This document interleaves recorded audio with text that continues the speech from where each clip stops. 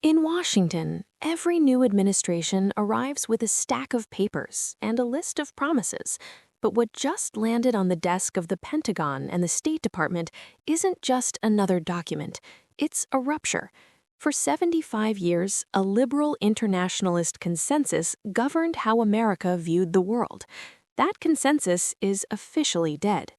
The new National Security Strategy, the NSS, is here, and it's a manifesto for the America First era.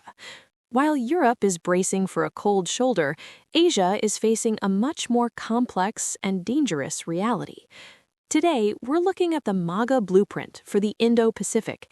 Is this the end of American leadership or the beginning of a more honest transactional era? Part 1. The Death of the Sermon. The latest NSS is an undeniable milestone.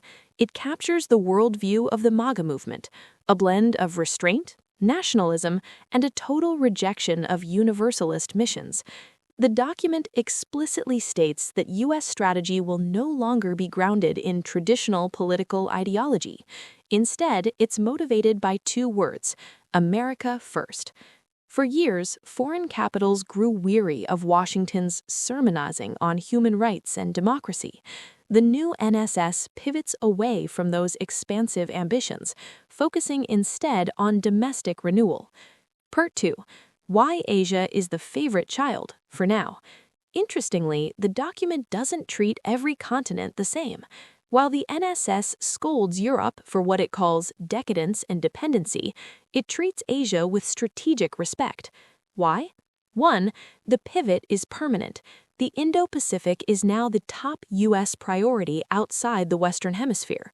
Whether it's Obama's pivot, Biden's Indo-Pacific strategy, or Trump's free and open Indo-Pacific, the rise of China makes this focus inevitable. 2. A shared language of sovereignty. Unlike the EU, which relies on supranational bureaucracy, Asia is a region of sovereign nationalist states. The MAGA focus on national interest actually resonates with leaders from New Delhi to Vietnam. 3. Transactionalism over ideology. Many Asian states never liked the rules-based order rhetoric. They saw it as hypocritical. They prefer Kommerzpolitik, diplomacy as a business deal. A transactional America is easier to bargain with. Part 3. The dark side of the deal. But don't mistake respect for reliability. For every positive in this document, there is a troubling operational reality. First, there's the issue of coercive mercantilism. Trump's version of transactionalism often looks like extortion. We've already seen demands for massive investments from Japan and South Korea and heavy-handed pressure on Malaysia and Cambodia. This isn't just respecting sovereignty, it's using power asymmetry to squeeze allies. Second, the abandonment of rules.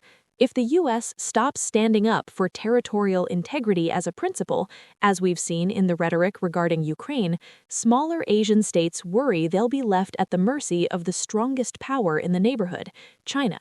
Rules protect the weak. Without them, it's just the law of the jungle. Part 4. The China Dilemma. The central fault line remains China.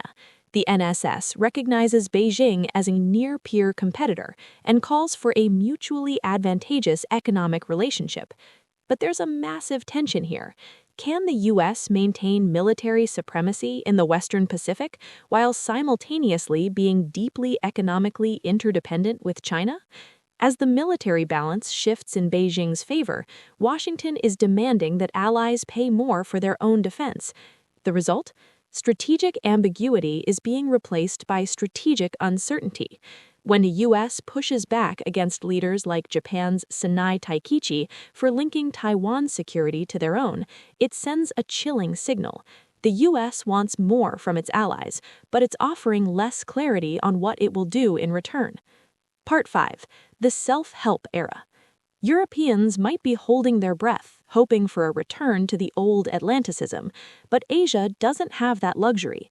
China is too big, and the shift in American mood is too deep. The NSS offers a burden-sharing network, essentially telling allies, if you take responsibility for your neighborhood, we'll give you better trade and tech deals. For Asia, the message is clear. the era of the American umbrella is evolving into an era of self-help, strengthening national militaries, building flexible coalitions, and broadening partnerships beyond Washington isn't just an option anymore. It's a survival strategy. Conclusion. The new national security strategy confirms what many have suspected. The old world order isn't coming back. Washington is moving from being the global policeman to a global broker. But in a region as volatile as the Indo-Pacific, can a transactional America actually deter a rising superpower like China? Or is this the moment Beijing has been waiting for? I want to hear from you. Does a transactional U.S. make the world more stable because it's more honest, or more dangerous because it's unpredictable? Drop a comment below. I read as many as I can. If you enjoyed this deep dive into the shifting gears of global power, make sure to hit that subscribe button and turn on notifications for GlobalEye. We're tracking the trends that reshape our world one document at a time.